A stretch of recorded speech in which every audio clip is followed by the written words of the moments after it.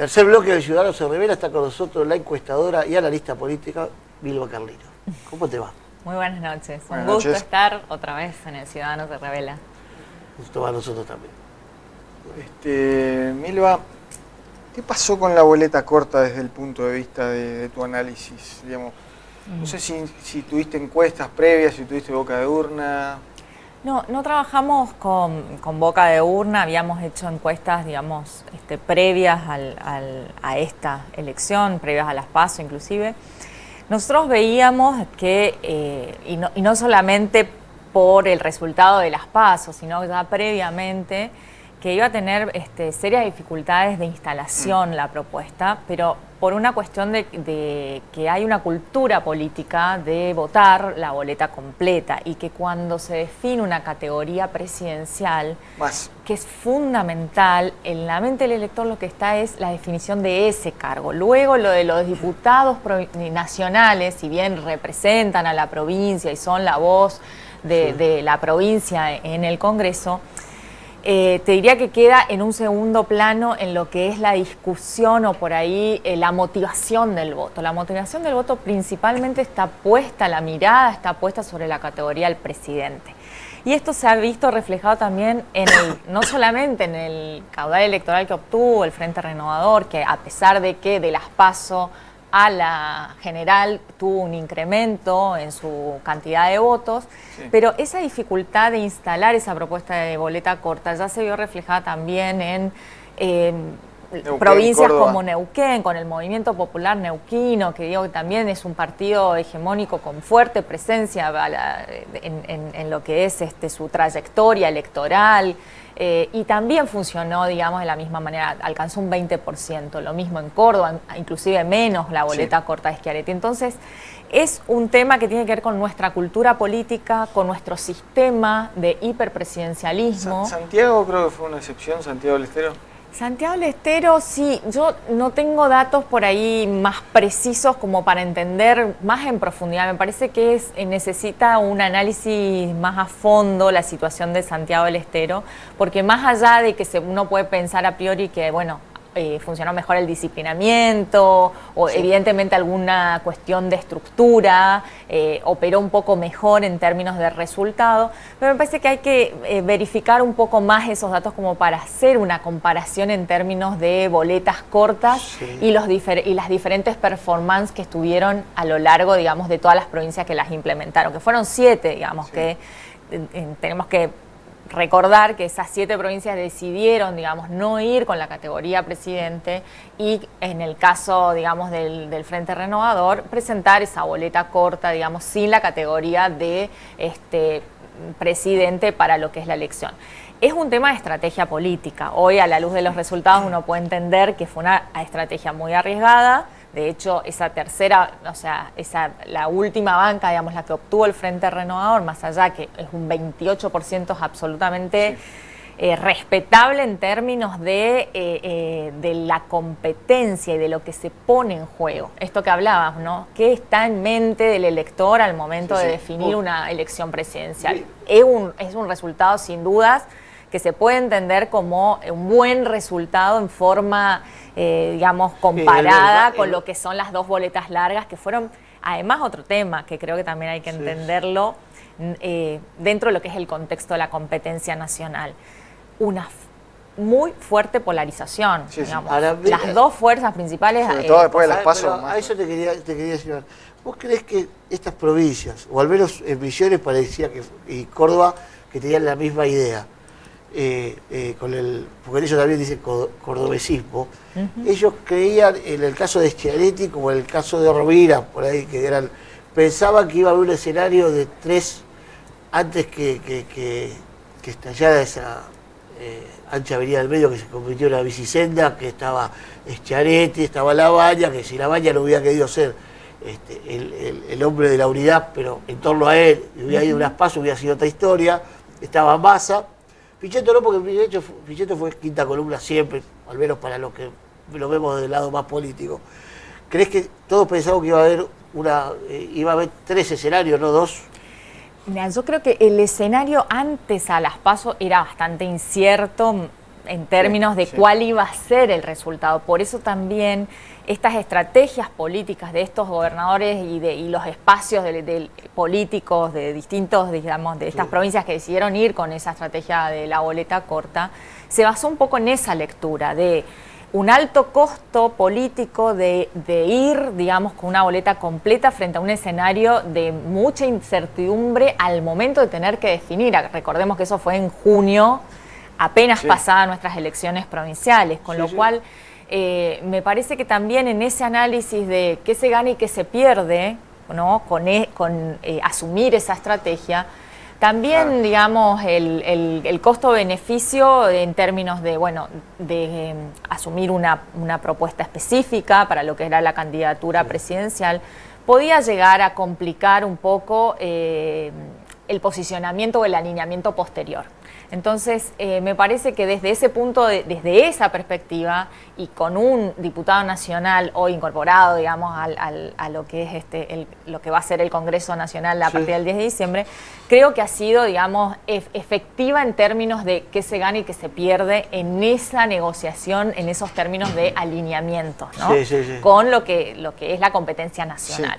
Yo hace algunas semanas hablaba con un economista que participa en política y él consideraba que después del resultado, con una eventual, en aquel momento era eventual derrota de Macri, prácticamente terminaba su carrera política. Yo le decía, me parece que queda parado como para representar a un sector de la oposición de cara hacia el futuro y al gobierno peronista o de Alberto que inicia el 10 de diciembre. Y hoy claramente queda confirmada por ahí esa teoría con el 40% de los votos. ¿Lo ves como referente a futuro de la oposición o crees que se puede ir deshilachando este 40% y el radicalismo por ahí dando un paso al costado, desmembrándose lo que fue el Frente Juntos por el Cambio? A mí lo que me parece es que la Argentina, digamos, que se viene y a la luz de estos resultados electorales es justamente la configuración o por lo menos un esbozo de lo que va a ser una competencia de dos grandes coaliciones. Por un lado el Frente de Todos y por el otro lado Cambiemos, ¿no? Porque el 40%, con todas las dificultades y con toda la coyuntura económica adversa, ¿no? Sí, y altísimo. Altísimo desempleo, altísima inflación, una volatilidad en términos de paridad cambiaria muy alta y un endeudamiento que realmente ha dejado al país en una situación muy crítica en el cortísimo plazo.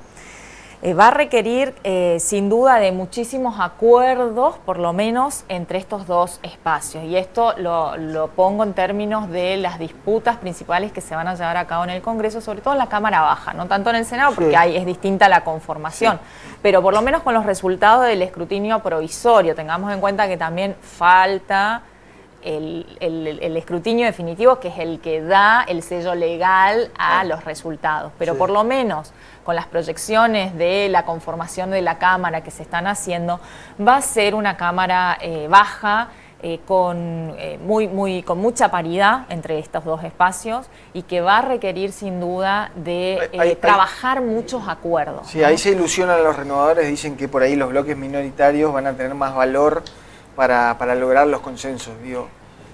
Sin dudas, en cámaras así tan viendo divididas, el vaso medio vacío, dicen, bueno, ahora nos van a llamar más seguido de un lado y del otro. Sí, pero también esto va a ir atado un poco en cómo se proyecta este gobierno de Alberto, ¿no? Del Frente de Todos, que ya lo ha dicho, digamos, a lo largo de la campaña, que por lo menos proyecta construir o fortalecer un federalismo con otras características. Entonces también habrá que ver cómo en esa nueva configuración aparece este rol entre los gobernadores y lo que va a ser, digamos, la construcción. Él dijo a su presidente con 24 gobernadores, lo volvió a decir ayer. Milva, llegar al 40% de Macri, espantó votos Cristina, pero no solo a nivel nacional, quiero tocar también el tema de Posadas, que fue un revés tan violento. Yo te agregaría una cosa a la pregunta, Aldo. Si tuvo porque viéndolo ahora con los números puestos me parece que sí, si tuvo un efecto positivo Pichetto en ese discurso de derecha, de sacarle votos a, sobre todo, José Luis Esper y Gómez Centurión. Bueno, ahí hay muchísimos puntos en las dos preguntas muy interesantes que me plantean. Por un lado, me parece que hay una cuestión de voto estratégico que hay que tener en cuenta, ¿no? No solamente, digamos, el incremento de las personas que no habían ido a las PASO y que sí se presentaron en la general, que esto era un fenómeno que ya se había dado en las elecciones del 2015, que evidentemente de manera mayoritaria les diría que se volcó hacia el Frente Juntos por el Cambio, por el incremento que tuvo. Y por otro lado, el peso que ha tenido el voto útil o el voto estratégico, es decir, estos espacios, digamos, la lectura estratégica que hacen los electores una vez que tuvimos toda la información que nos brinda las PASO, es decir, bueno, a ver, estoy votando una opción de derecha como José Luis Esper o Gómez Centurión, o más de centro como puede ser Labaña, pero frente a un escenario, ¿no?, de potencial vuelta, ¿no?, de el peronismo, mi voto no lo voy a volcar a estas alternativas que no tienen chances, sino que voy a acompañar una propuesta que es más competitiva en términos de que no llegue a aquella fuerza que no me interesa que llegue. Entonces, esa transferencia de votos se ha dado desde estos espacios, ¿no? Tanto de, digamos, de José Luis Esper, de Gómez Centurión y en parte de Labaña. Pero también han habido, acuérdense que todas las fuerzas que no alcanzaron el 1,5%, también tuvieron 13 boletas en las PASO y quedaron 7 también han tenido transferencias hacia los candidatos que quedaron, en una parte hacia la izquierda. O sea, en general, todas las otras opciones que no sean el Frente de Todo y Juntos por el Cambio perdieron votos. Los dos crecieron, nada más que el margen de crecimiento que ha tenido Juntos por el Cambio ha sido realmente exponencial entre lo que ha sido las PASO y la general. Ahí yo lo que creo es que no hubieron sorpresas con respecto al resultado del ganador, sí hubieron sorpresas con respecto al margen de victoria, ¿no? Esta cuestión de la diferencia entre el primero y el segundo, y eso sí no fue pronosticado, digo, por ninguna consultora y por ninguna encuestadora. Y ahí, para ligarlo con este tema del voto estratégico, a mí me parece que hay núcleos duros de votantes que, independientemente de cualquier discurso, no son movilizados ni por eventos de campaña ni por debates, tienen ese voto definido, más allá de que suceda los errores más grotescos de parte del espacio, porque ya está definido previamente, es un voto duro, es un núcleo duro. Ahora, los sectores, digamos, más blandos, más despolitizados, menos interesados en la política, sí por ahí son más permeables a ese tipo de señales. ¿Sí? No digo que haya ahuyentado el voto, sino que en esa división de, digamos, un espacio de derecha, por ahí conformado por expresado por Juntos por el Cambio, y expresado, digamos, en términos competitivos, con potencial de ser un poco más competitivo frente a Frente de Todos. Creo que ahí es donde tenemos que entender que ideológicamente también hay motivaciones del voto, y tiene que ver con las motivaciones centradas en los valores, centrados en lo que cada una de esas fuerzas principales, las dos fuerzas que canalizaron tanta cantidad de votos, representan. El Frente de Todos como un espacio, te diría, superador al kirchnerismo, superador, es algo que realmente se ha presentado como algo diferente. Y por otro lado, el Frente Juntos por el Cambio, con ese discurso como más centrado en la república, en los valores republicanos, en otras cuestiones que movilizaron a esos otros segmentos por ahí menos interesados en la política, ¿no? Entonces, eso es lo que también... Es decir, la economía le tocó el voto. No, yo lo que digo es que las motivaciones del voto son muy complejas. Entre esa complejidad, porque justamente es un fenómeno muy complejo el de cuáles son los factores que me llevan a decidir el voto, es una cuota de voto racional, y en esa cuota de voto racional es pensar qué evaluación hago de la gestión, fundamentalmente económica, pero también en otras variables, fundamentalmente económica, y esto es lo que en la teoría se denomina como el voto económico, ¿no? Que es explicar, digamos, el comportamiento electoral por esa evaluación proyectiva o retrospectiva que pueda hacer con respecto a la gestión del actual gobierno nacional.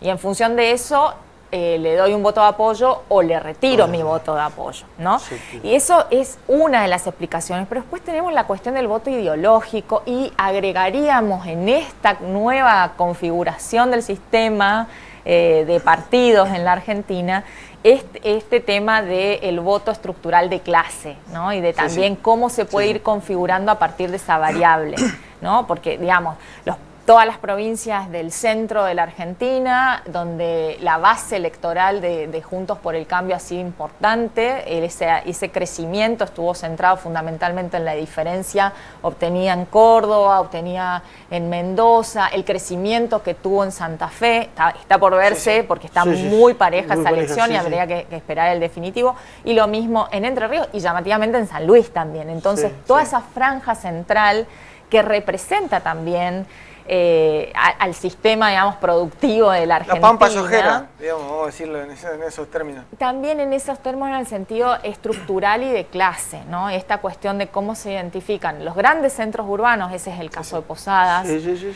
es el caso también de, por ejemplo, Oberá, que si bien ganó el Frente de Todos, pero ha tenido un crecimiento muy importante en cuanto a caudal de votos Juntos por el Cambio, y grandes ciudades como Iguazú también podríamos poner en el ejemplo, ¿no?